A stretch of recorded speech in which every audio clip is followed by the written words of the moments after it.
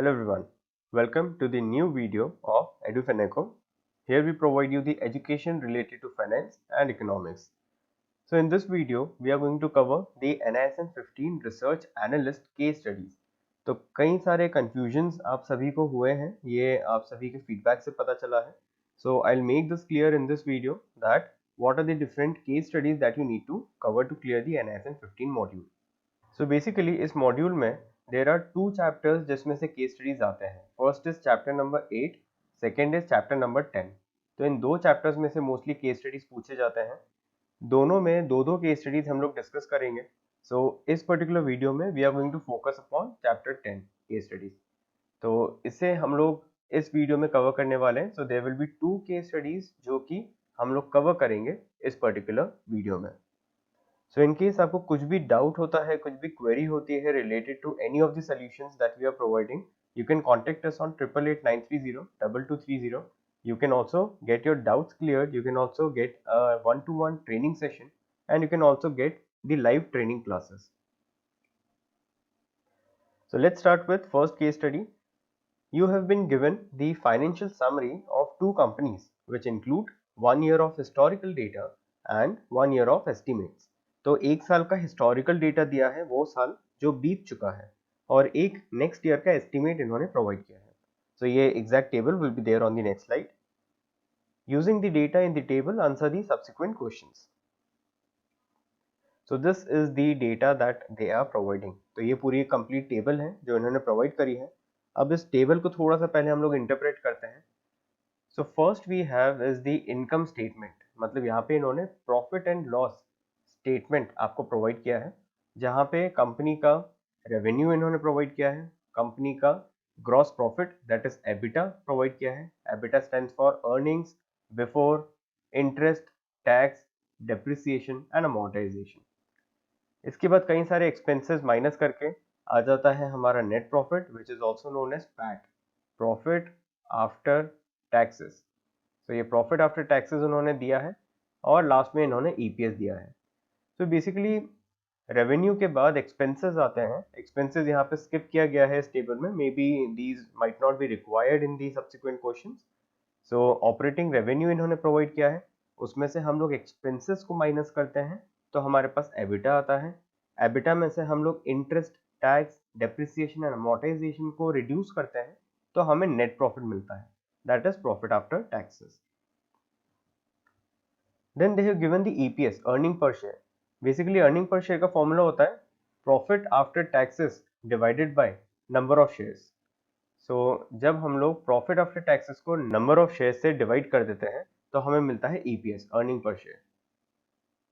Next we have PE ratio. P ratio stands for price earning ratio. So price earning ratio का मतलब होता है price that is current market price divided by earning that is earning per share, EPS.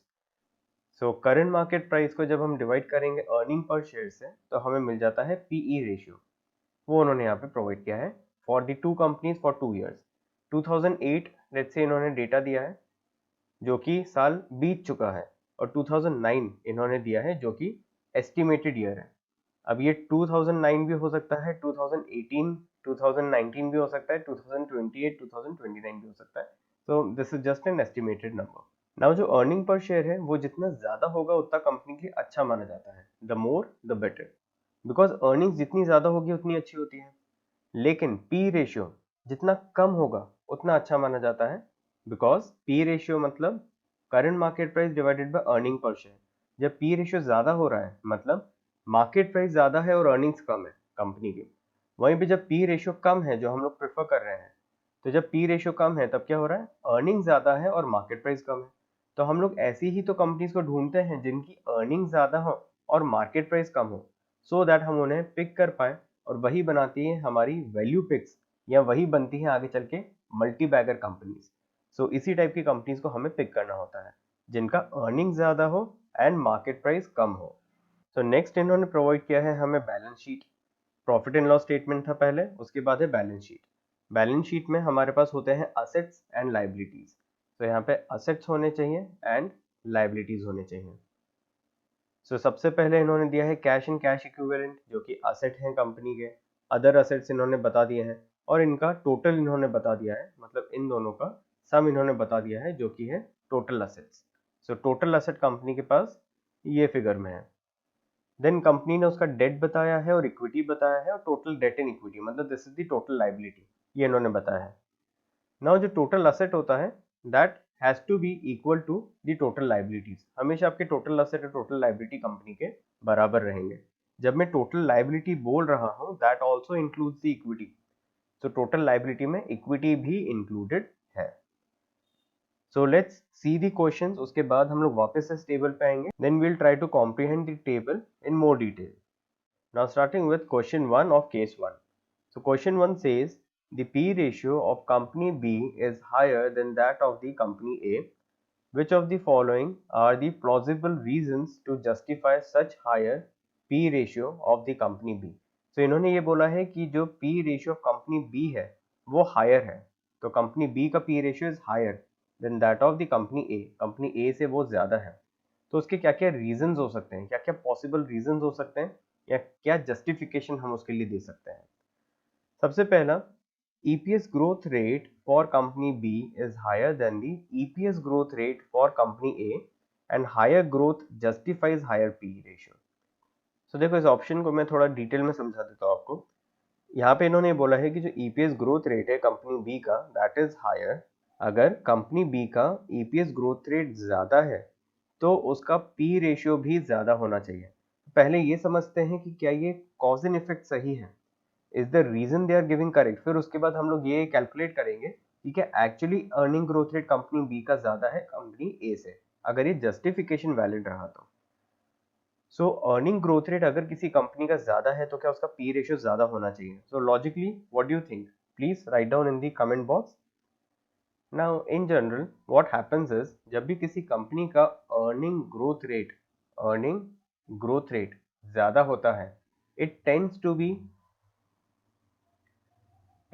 To attract more investors. यहाँ पे बहुत सारे investors attract होते हैं, they try to purchase the shares of the company, and because इस company का demand बहुत high हो जाता है, इसीलिए उसका जो शेयर प्राइस होता है वो भी बढ़ने लग जाता है। जैसे शेयर प्राइस बढ़ता है तो पी रेशियो का फॉर्मूला हमने ऑलरेडी देख लिया, प्राइस डिवाइडेड बाय अर्निंग।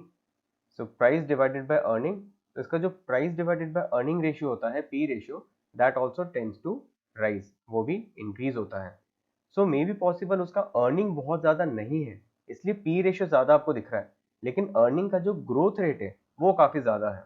और जब भी अर्निंग का ग्रोथ रेट ज़्यादा होता है तो लेस अर्निंग के बाद भी लोग उस शेयर को खरीदते हैं और डिमांड क्रिएट करते हैं, and due to that reason जो पी रेशियो है वो एकदम से शूट अप होता है। सो कई सारी ऐसी कंपनीज होती हैं जिनका PE ratio is very high because of less EPS but high earning growth rate. So अगर ग्रोथ रेट कंपनी का अच्छा है, अर्निंग का growth rate that is considered very good even if the EPS is low. तो अगर EPS लो है आज के टाइम पे, अर्निंग लो है, लेकिन आगे के टाइम पे अर्निंग बहुत ज्यादा होगी ऐसा हम लोग प्रेडिक्ट कर रहे हैं because of high growth rate. तो कम अर्निंग होने के बाद भी इसका प्राइस हाई हो जाता है क्योंकि डिमांड बढ़ जाती है, and due to that reason इसका पी रेशियो बढ़ जाता है। So guys the justification is correct. जो जस्टिफिकेशन इन्होंने दिया है कि earning growth rate for company B is higher, अगर अर्निंग ग्रोथ रेट ज़्यादा है कंपनी बी का तो उसका जो पी रेशियो है वो भी ज़्यादा होना चाहिए, एंड दिस इज जस्टिफाइड। तो रीज़न तो सही है। अब एक बार हम लोग ये देख लेते हैं कि क्या एक्चुअली कंपनी बी का ईपीएस ग्रोथ रेट हायर है, कंपनी ए का EPS growth rate, EPS growth rate.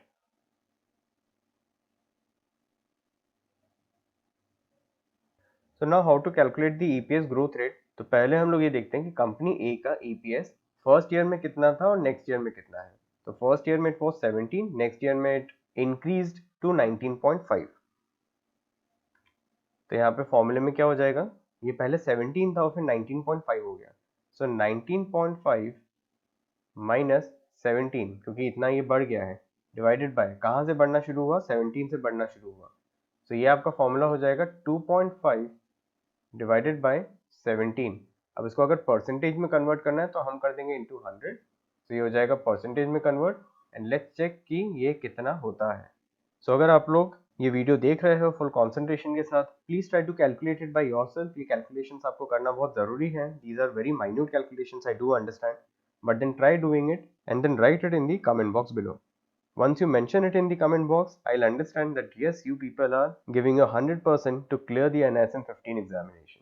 You can pause this video and try calculating this. So हमारे पास हमारा calculator आ गया है. Now 2.5 divided by 17 is 0.147. Now इसको हम लोग 100 से multiply करेंगे परसेंटेज में कन्वर्ट करने के लिए, and it came out to be 14.7. मतलब जो कंपनी A का अर्निंग ग्रोथ रेट है वो है 14.7%. सो नाउ लेट्स सी कि जो कंपनी B है उसका earning growth rate company A से ज्यादा है या कम है. अगर ज्यादा है तो हमारा A वाला ऑप्शन जस्टिफाई हो जाएगा. हमें बस ये देखना है कि कंपनी B का अर्निंग ग्रोथ रेट A से ज्यादा है क्या. So now let's check company B का EPS. तो कंपनी B का EPS 26.8 से बढ़ के 32.2 हो गया है. So 32.2 minus 26.8 divided by 26.8. So it is 20.15%.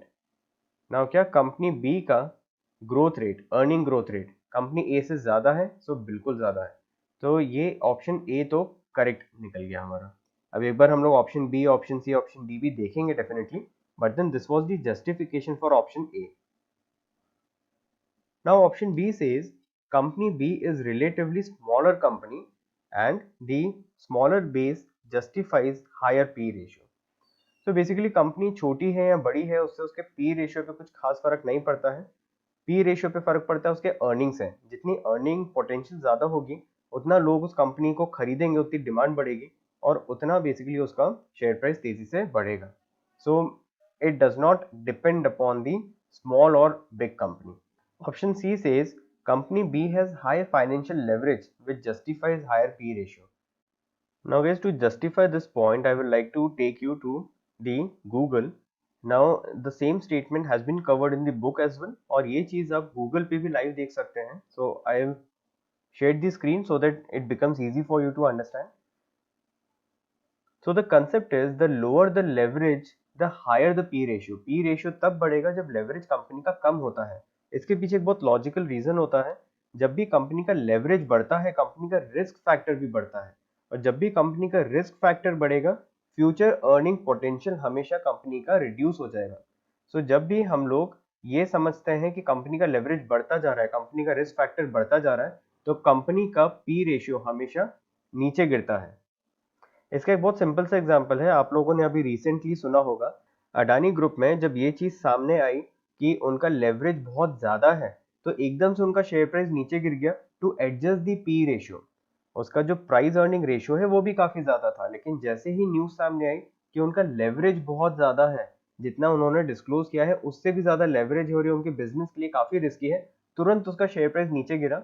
And this is the live example of what we are studying. So Adani group का जो शेयर प्राइस है वो इसलिए नीचे गिरा because it has substantial debt. उतना ज्यादा डेट था जितना एक्सपेक्ट लोगों ने नहीं किया था. एंड जैसे ही डेट की एक्सपेक्टेशन बढ़ी लोगों का अर्निंग पोटेंशियल का एक्सपेक्टेशन रिड्यूस हो गया and to adjust the P उसका प्राइस नीचे गिर गया. तो उसका जो शेयर प्राइस है वो काफी ज्यादा नीचे गिरा and there was a big sell off in this company.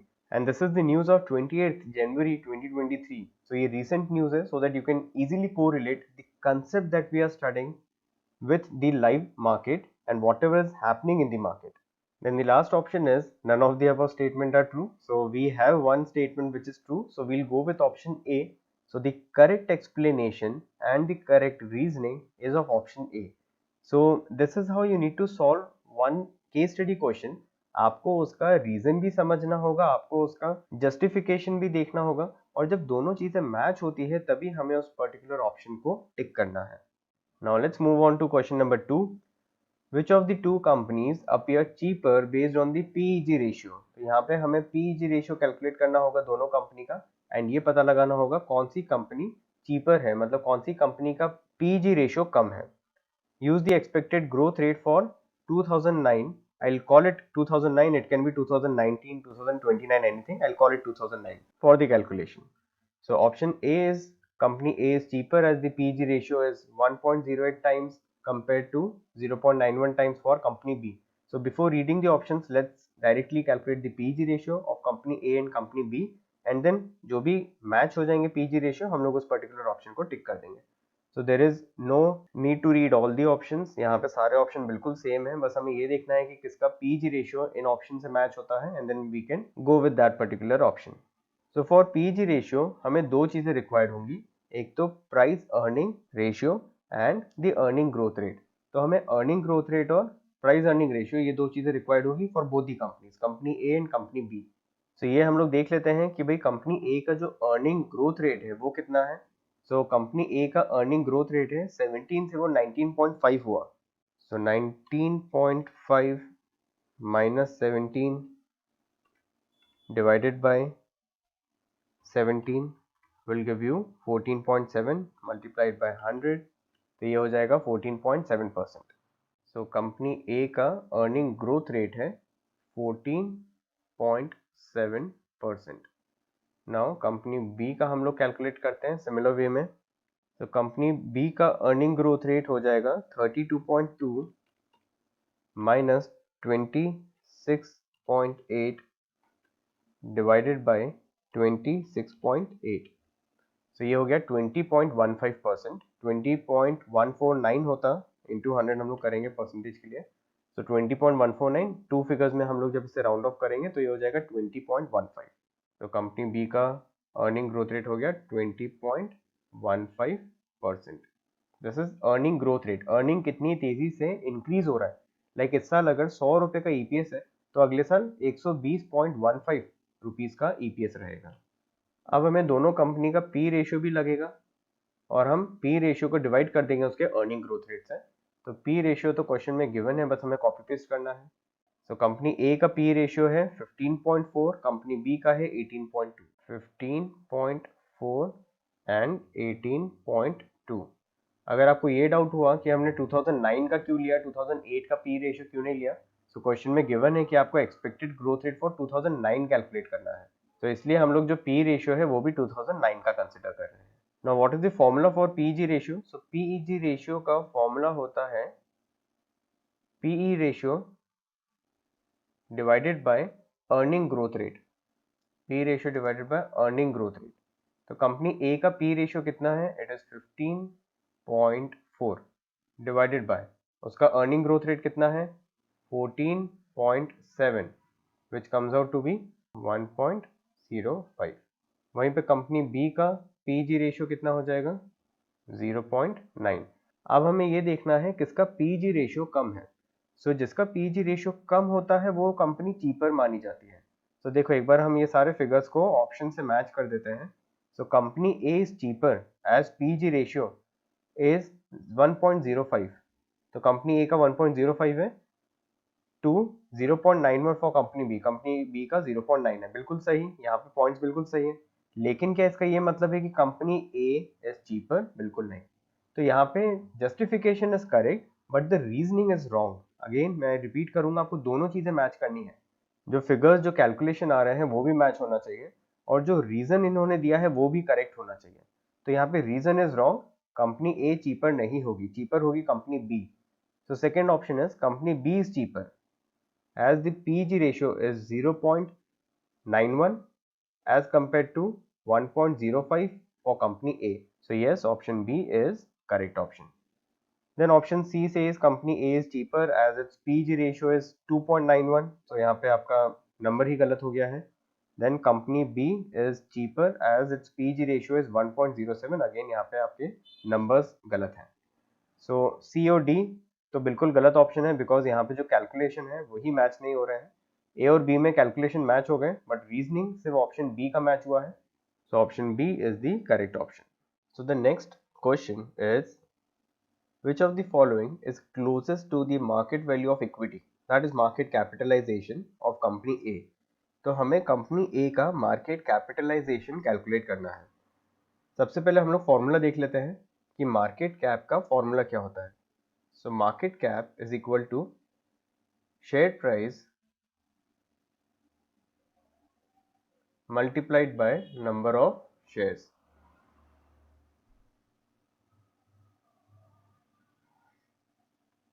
तो हमें ये देखना होगा कि क्या क्वेश्चन में शेयर प्राइस गिवन है और क्या नंबर ऑफ शेयर्स गिवन है।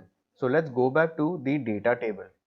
नाउ यहाँ पे हमें नंबर ऑफ शेयर्स तो गिवन नहीं है, लेकिन ईपीएस और पी रेशियो गिवन है। पी रेशियो का फॉर्मूला क्या होता है? Current market price divided by EPS.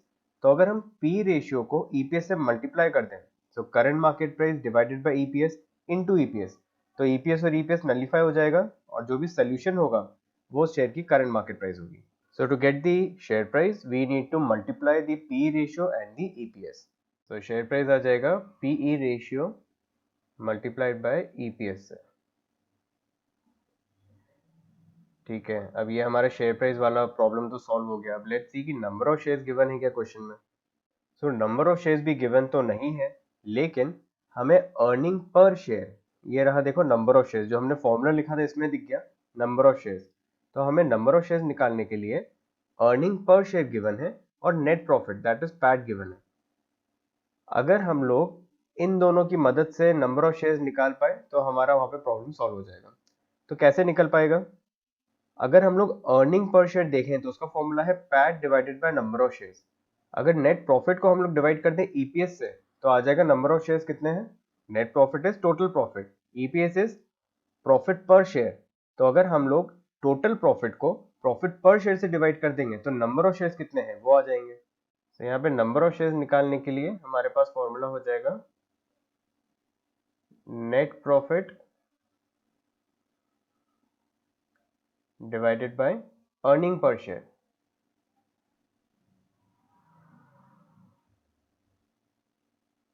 ठीक है, सो इससे आ जाएगा शेयर प्राइस और इससे आ जाएगा नंबर ऑफ शेयर्स। अब ये कैलकुलेट हम लोग करते हैं कंपनी ए के लिए। कंपनी ए का पी रेशियो कितना है? तो कंपनी ए का पी रेशियो है 15.4। so it's 15.4 multiplied by earning per share कितना है? so it's 19.5 multiplied by net profit कितना है? it's 2763.1 divided by earning per share EPS. so EPS is 19.5। इसको हम लोग सॉल्व करते हैं तो जो इस कंपनी का शेयर प्राइस है वो है 300.3। सो ये शेयर प्राइस हो गया कंपनी ए का, multiplied by number of shares 141.697। ये फिगर लैक्स में है 141, नंबर ऑफ शेयर्स जो है वो 141.697 लैक्स है।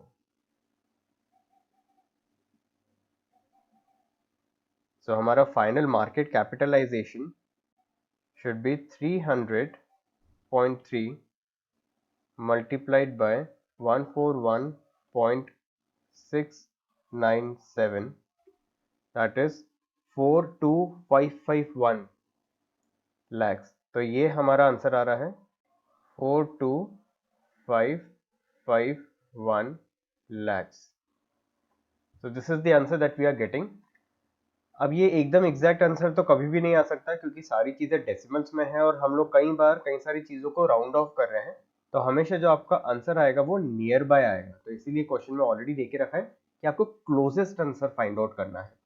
तो 42,551 लाख से क्लोजेस्ट ऑप्शन आपको कौन सा दिख रहा है? 3,000 लाख, ये तो बहुत दूर है। 30,000 lakh, still it's very far. 42,600 lakhs, yes, it is the nearest answer that we are getting। So the correct option to this question should be option C, that is 42,600 lakh rupees। So next question is question number 4। The market capitalization of company B based on its last traded price is rupees 36,000 lakhs। तो 36,000 lakh company B का market capitalisation है, ये question में given है।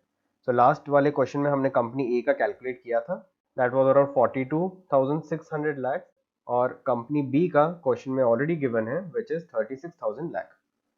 Now which of the following is the closest to its EV by EBITDA based on the forecast for 2007? तो 2007 के forecast के according इसका EV by EBITDA कितना होना चाहिए? Now there were two mistakes in this question. One I have already corrected. यहाँ पे शायद बुक में आपको 36,000 करोड़ गिवन होगा, वो करोड़ नहीं होते हुए लैक्स होना चाहिए, because market capitalization is given in lakhs. Second, ये जो फॉरकास्टिंग ईयर है वो 2007 नहीं होते हुए 2009 है, तो यहाँ पे 2007 नहीं होते हुए इट शुड बी 2009. तो ये थोड़े से मिसप्रिंट्स हैं जो लास्ट वाले पब्लिकेशन में था.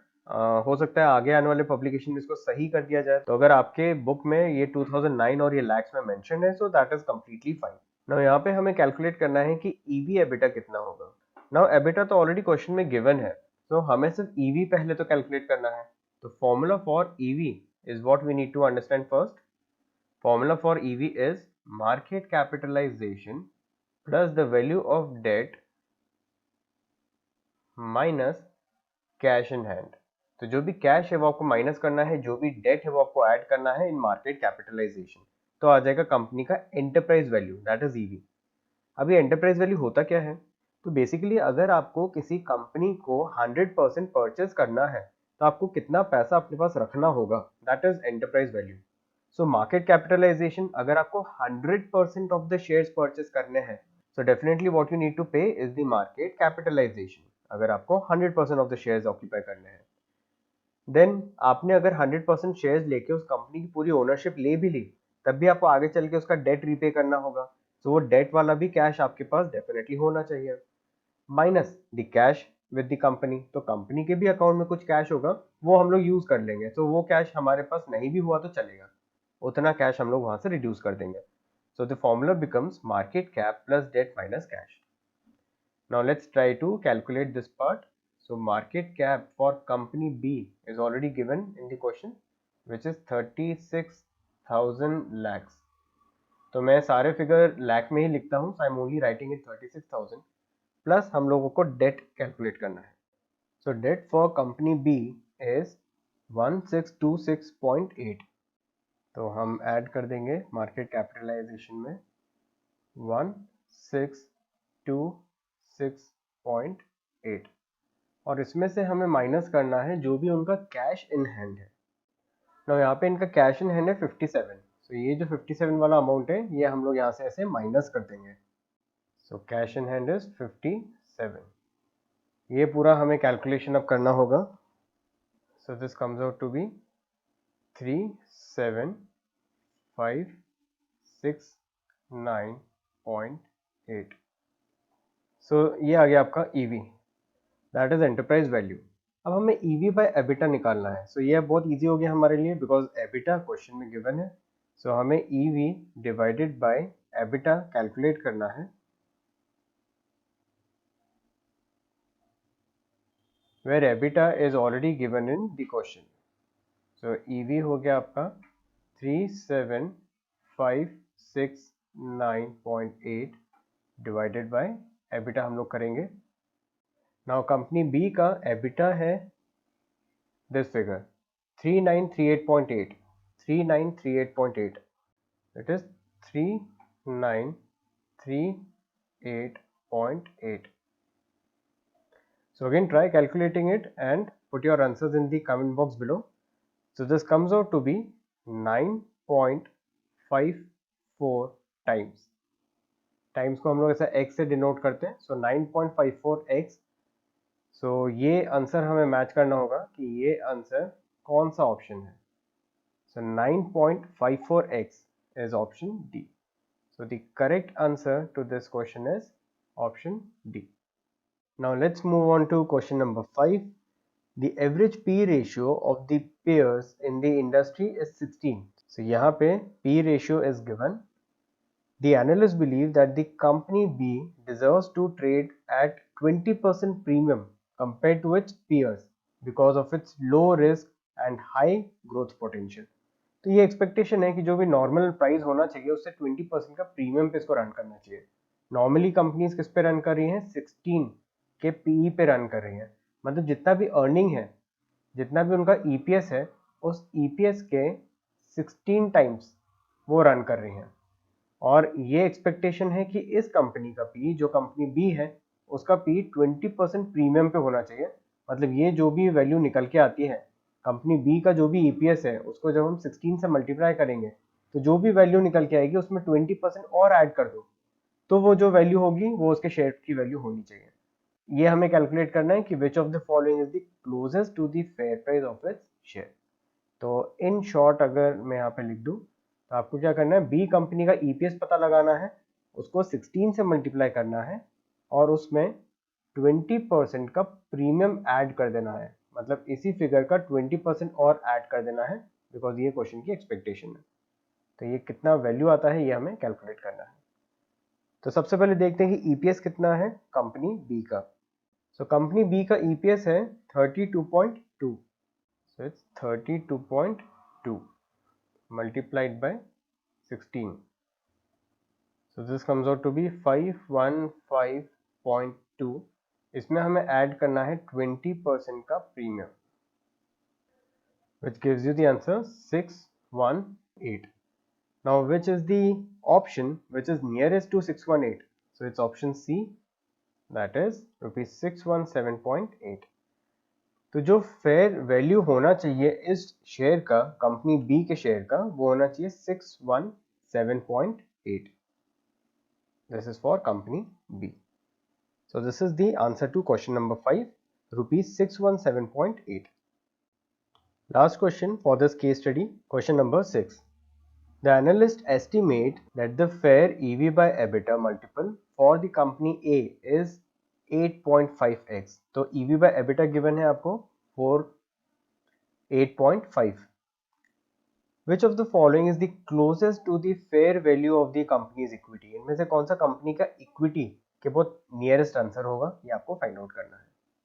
अब कंपनीज इक्विटी से हमारा क्या मतलब है? So this means the market capitalization. तो भाई ईवी बाय एबिटा में ईवी का फॉर्मूला हम लोग ऑलरेडी पढ़ चुके हैं। EV is equal to market cap, जो भी मार्केट की वैल्यू होती है उसके फेयर इक्विटी की, plus value of debt minus cash. तो अगर हमें ईवी की वैल्यू मिल जाए, हमारे पास डेट ऑलरेडी है और हमारे पास कैश की वैल्यू ऑलरेडी है, तो हम लोग मार्केट कैप की वैल्यू कैलकुलेट कर सकते हैं। Now to calculate EV, we have the value of EV by EBITDA. So EV by EBITDA already given है क्वेश्चन में। EV by EBITDA is equal to 8.5। Now EBITDA भी हमारे पास है already, तो EBITDA लिखने की जगह मैं यहाँ पे EBITDA की वैल्यू लिख देता हूँ। So कंपनी A का EBITDA है 4754.6, 4754.6, 4754.6।